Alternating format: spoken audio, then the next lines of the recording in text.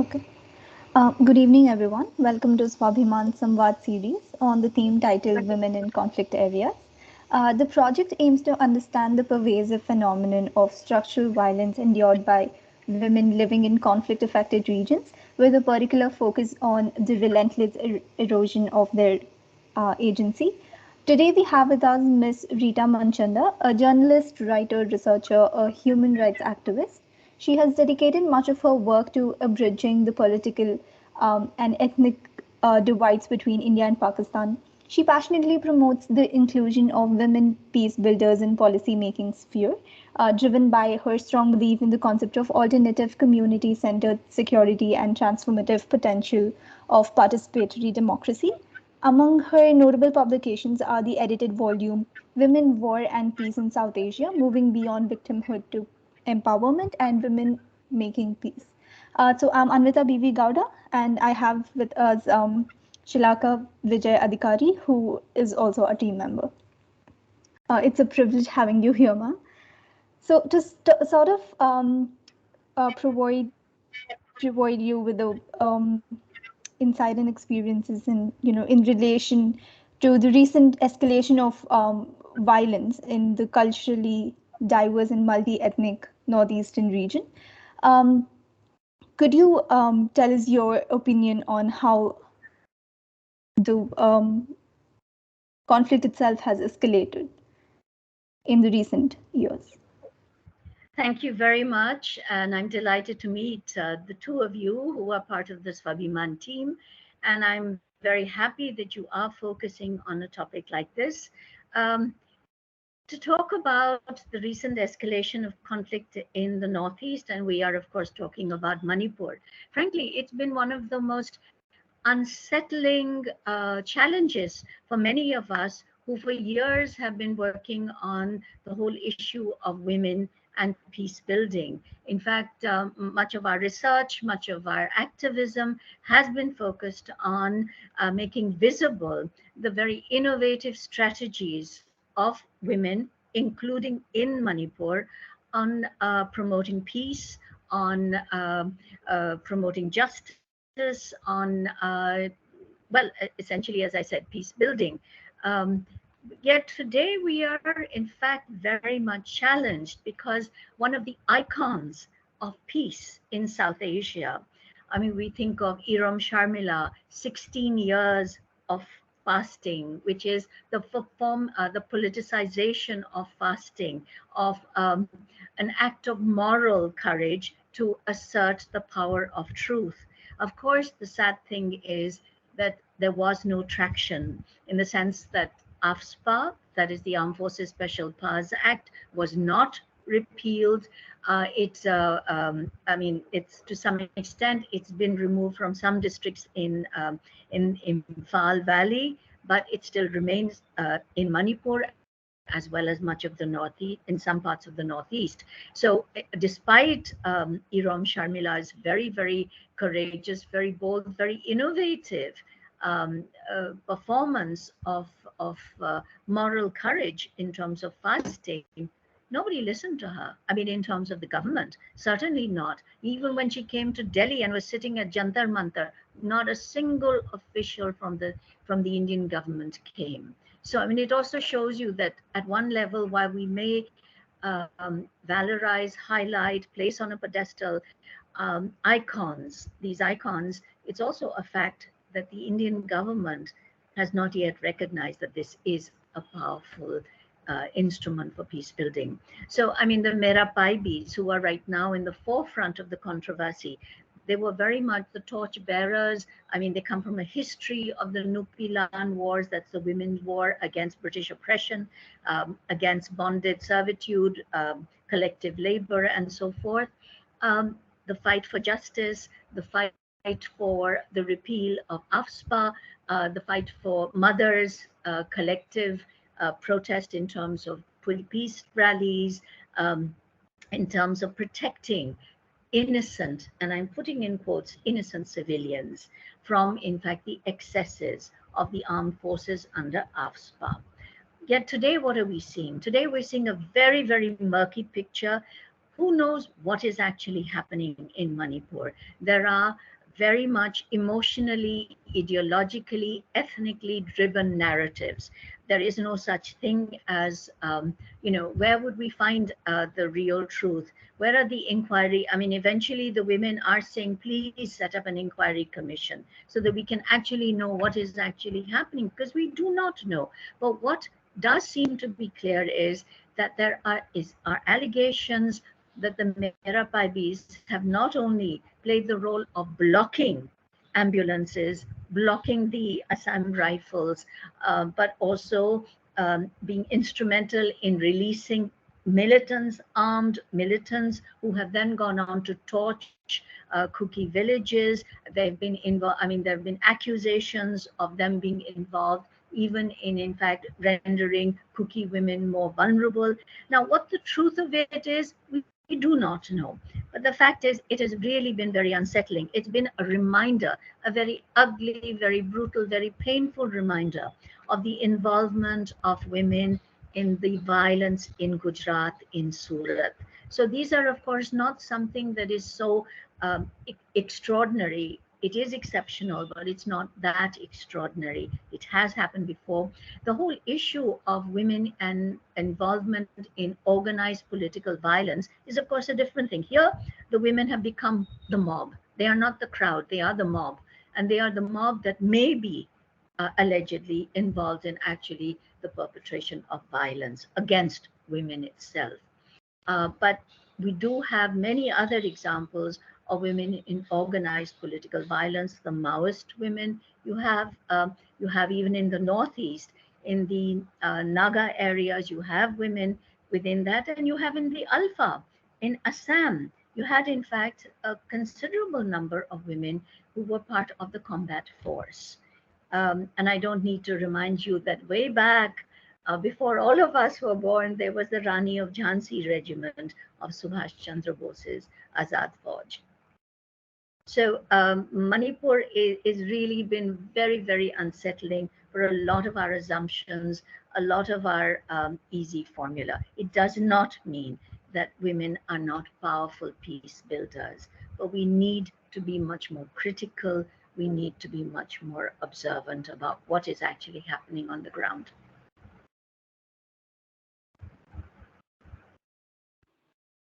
Thank you, ma'am. It was really important for you to highlight that. I know, and we have understood. Like you've highlighted such key patterns, sensitive points of that specific region. So moving on to the next question.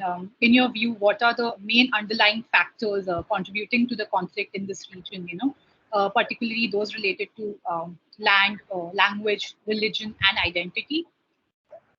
Mm-hmm. Well, in a sense, if you look at the Northeast, after all, what was the Northeast called? Frontier area. So its connection with the sort of idea of India, with the civilizational integrity of the idea of India, because there's a lot of questioning today about what is India.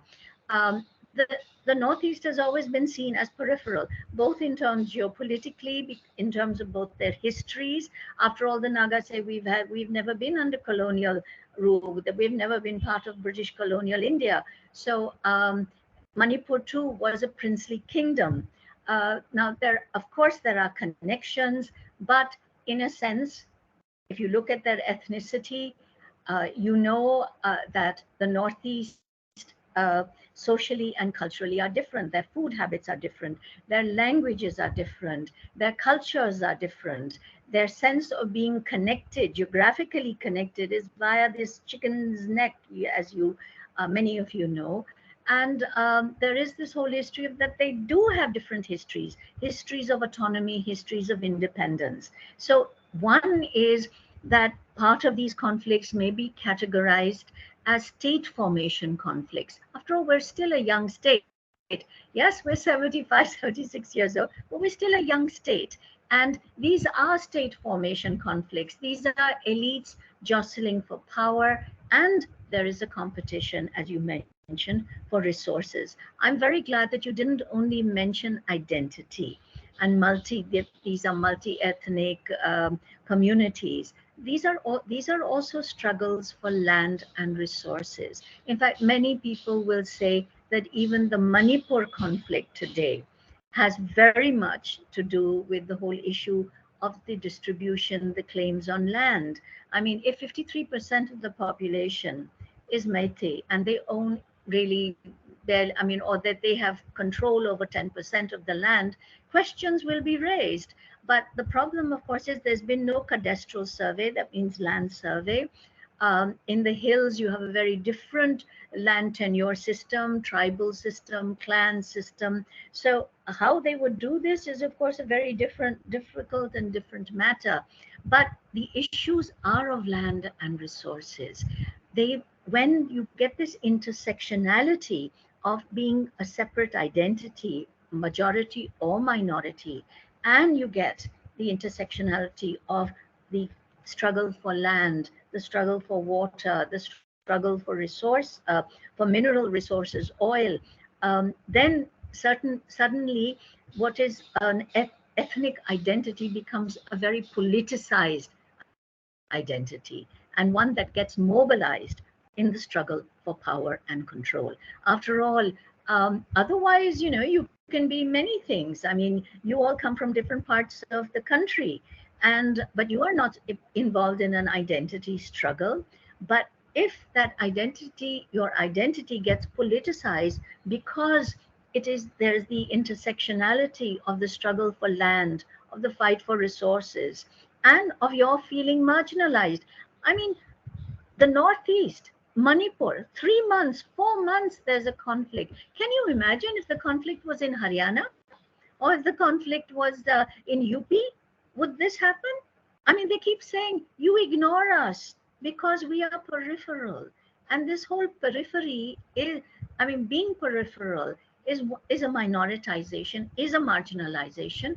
And then there is this whole history of majority culture, minority culture, majority religion, minority religion.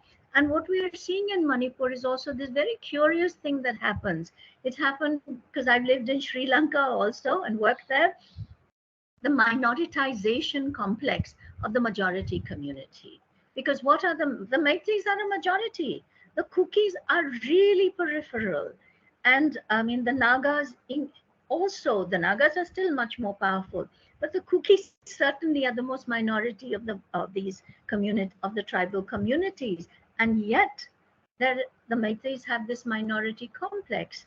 Now, and I would say even perhaps in the rest of India, ask yourself, what is this minority complex that the Hindu majority has? So it doesn't really have to do with numbers. It has to do with politics. It has to do with politicization and the narrative. So I mean, identity is the form that the conflicts take, and they have been reinforced by our policy of peacemaking by drawing borders. That is, a homeland of one's own. It seems an easy formula, give them autonomy, then, they won't quarrel with each other. But the reinforcing of these autonomies is the reinforcing of identities. The problem is, and you have a question on the Bodos, and let me just bring that in. If you look at Bodo Territorial Autonomous District now, initially, maybe, right in the beginning, perhaps the Bodos were in a majority. Today, they're not. Today, they're 1/3. The Muslims are 1/3. The Adivasis are 1/3. Who should rule? Who should, in fact, have control? So the creation of homelands and peacemaking on the basis of identities has in fact backfired, because things change. Conflicts, in fact, create their own long-term, protracted conflicts, create new issues of human rights violations, which may not have initially been part of the conflict root causes. So identity, unfortunately, today it is identity conflicts that are driving struggles, that are driving conflicts, not class, not issues of, I mean, the resources. You don't see land up front, you see the identity conflict up front.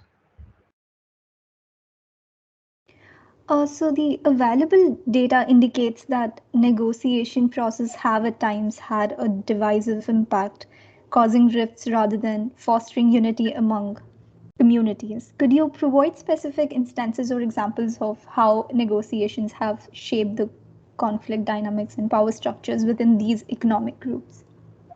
Let me bring in one more thing, and how an agreement has also Mhm. turned out to be divisive. Take the Assam Accord, 1985, and one of the first accords. Um, it's an accord where initially the struggle involved Bodos as well, involved, in fact, a lot of other communities, even Bengali speaking Muslims and so forth. But when you look at the text of the accord, it says Assamese. It doesn't say the peoples of Assam. Now, it's a small, nomenclature kind of thing, but it's very important. The Bodos felt excluded. It was, in fact, I'm not saying it was from that day that the struggle began, but this is how struggles take place because of exclusion. I mean, it was whether it was deliberate or whether it was inevitable in terms of the logic of the identity struggle in Assam. That's a different question and debate. But look at the Nagas. Now, you've had a very long history of multiple Naga accords. Who decides who you will negotiate with? Even the present one, 1997. I mean, you have a framework agreement, but before the framework agreement, July 1997, you had the Indo-Naga Accord. It was an amazing accord because for the first time, you had actually the Indian government saying, we are sitting with what was a terrorist group. We're sitting with the Naga nationalist um, people. Who are we sitting with? We are sitting with the NSCN IM. That is the Isaac Muiva group. We are not sitting with Kaflang. Kaflang at that time did control parts of territory. Today, subsequently he didn't. But separate ceasefire agreement was drawn with him. Separate ceasefire agreement was drawn. So who the government negotiates with is also critical in terms of who are you excluding and forcing to, in fact, then try and outbid. After all, since you mentioned the border conflict in your question, if you look at, which border group gets excluded, and then they start engaging in terrorist attacks so that you take a look at them and either call them in onto the negotiating table or you bribe them in some other way. You know, because after all, what are they in for? They're in for either sharing of power or they're in for other advantages. So very much who you negotiate with, very much who is the spoiler, and the thing, and you see, because the state also plays. Are you legitimate? Who are you? If you're part of the Naga conflict problem and peacemaking problem has been, does the IM or Isaac Muiva NSCN group represent all the Nagas, or do they represent some? So then sometimes the government brings in a proxy group. They signed one agreement, I think 1965 agreement. I'm not sure about my date. With the first, there was an agreement, Indo-Naga agreement, in which they signed with. They didn't sign with any political group.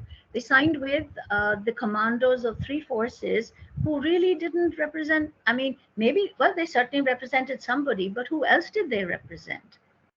So it's really extremely important that the table should bring in a lot of stakeholders.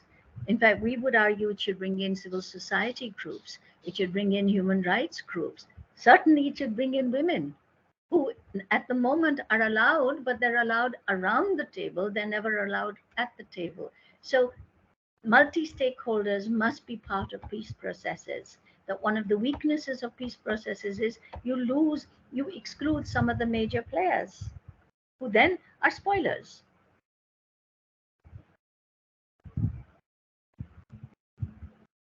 Thank you so much, ma'am, for highlighting firstly the nomenclature part of it, how important it is to use the right words, while making the accord. And secondly, can we say that, ma'am, that women, when it comes to weaponization, are used the first, but when it comes to decision making, are always the last. Like, they're not taking in consideration. Well, this is it. I mean, we have been arguing for years, and there is, of course, 1325, the UN Security Council resolution on women, peace, and security, and the host of other resolutions that have followed it. Very much the big boys club recognizing the importance of women in peace and security, but there is nonetheless, after, I mean, where is the real recognition of women's participation? There is now an effort to bring in more and more women in the security sector. So after the peace agreement or the peace process in Afghanistan, they tried to bring in women in the police, in their national army, and so forth. Same thing they tried to do in Nepal as well. But or they try and bring in more women in peacekeeping. But where are they in decision making? See, it's like you have numbers, but you don't have the people who actually have the voice. And it's that's important. And of course, one has to ask which women. I mean, in Afghanistan, we had 27% women sitting in their National Assembly. But who were these women? These are women that the warlords brought, who certainly were looking at the warlords rather than at the decision on the table. So it has to not only be numbers, it has to be also what kind of women. And are these women connected at all with the women's movement? Which is why the presence of civil society as a stakeholder in the peace process is also important. It's important to watch all the parties, not only the government, but also whoever, because the issue of legitimacy becomes crucial. And in the end, we don't want any backroom deals because that's the sure death of agreements. The framework agreement between the Naga framework, Indo-Naga framework agreement, which with the Isaac Muiva group and Modi and Prime Minister Modi, the problem has been that it was a secret agreement. We don't know what it was, and as a result, it's been ambushed from all sides.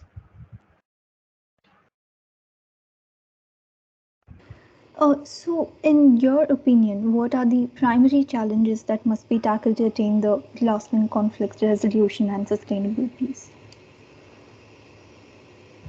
Well, as I said, one is that recognizing what is the meaning of peace for you. Is it just the cessation of conflict when the guns fall silent? And that's important. I'm all for ceasefires holding, but is that it? Is it in fact not, and you use the word structural violence, is it not also the important thing of tackling structural violence, of tackling, in fact, what is called the root causes of conflict? If you don't tackle that, and the Assam Accord didn't do that. What it did, it provided for power sharing, which was great for the people sitting at the table. Okay, you get this, you get that, you form a government. What happened to the root causes? And which is why there has never been a real settlement as far as Assam is concerned. Still a very troubled state. Um, so one is that you have to look at the root causes. The second thing is you need to look at the justice issue. You know, justice is, I mean, these are very difficult things to bring onto the peace table because the people sitting at the peace table are tired. They're anxious within their lifetime to conclude an accord, to get the laurel of concluding the accord, to in fact enjoy the power, to in fact say, now there is peace. But without justice, can there be peace? And I went with, I wrote about this. I didn't go with the women.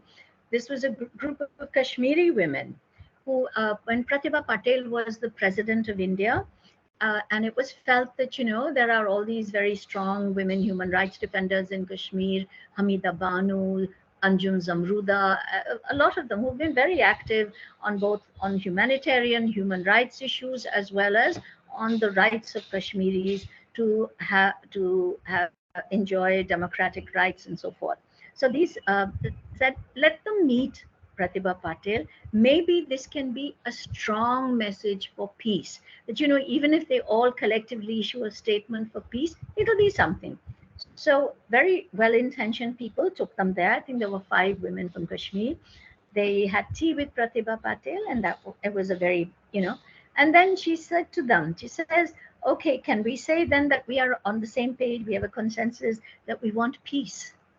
The women said, "No, we don't want peace. We do not want peace without justice." So, one is we need to understand what is peace. The second is, as I said, we need to bring in all the stakeholders. If who you exclude is a sure recipe for the spoiler, and it's also, in fact, arming, I think, the government that has that because these are all asymmetric agreements. I mean, no matter how strong a nationalist self-determination struggle may be, the state is the state. So you need to have a, I mean, in these asymmetric accords, the state certainly has the dominant, holds the dominant card. So you know that it's playing by pulling up one person, playing down the other person, and so forth. So you need to have watchdogs. And who are the watchdogs usually? Civil society, journalists. Of course, some things have to be kept behind the curtain, but you need to establish the trust. If you keep everything behind the curtain, there's no trust at all. And you need to have women because they have, and we are, I think, on this, we are all agreed today that there is a gendered experience of conflict. They need to bring in their perspective, and they have a greater stake in peace. Why do they have a greater stake in peace?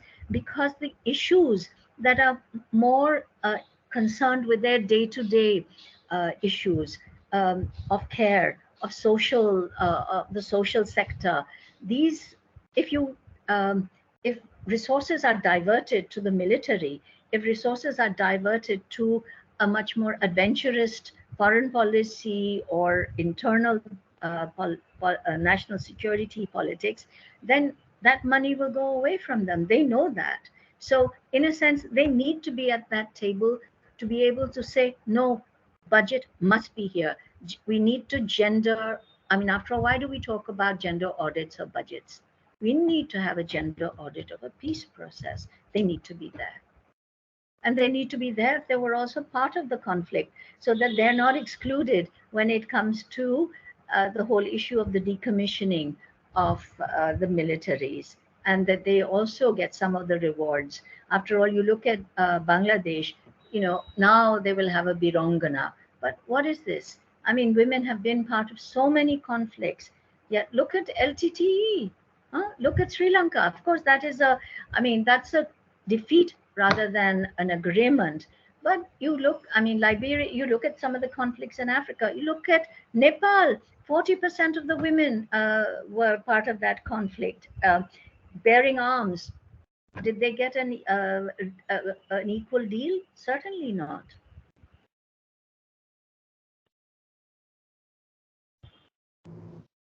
Thank you so much, ma'am, for this lovely session. So what I've understood is, rather than having a Dunantis approach, we need to have a more resilient approach towards the conflict through your conversation.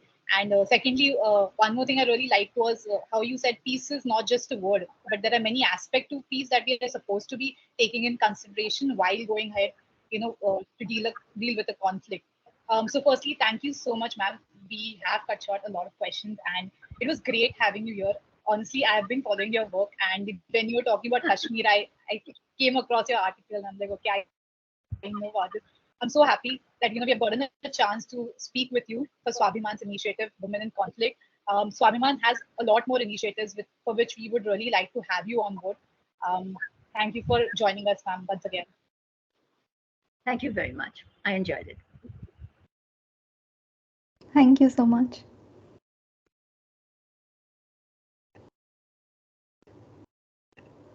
So sorry, Amrita. Hello. I was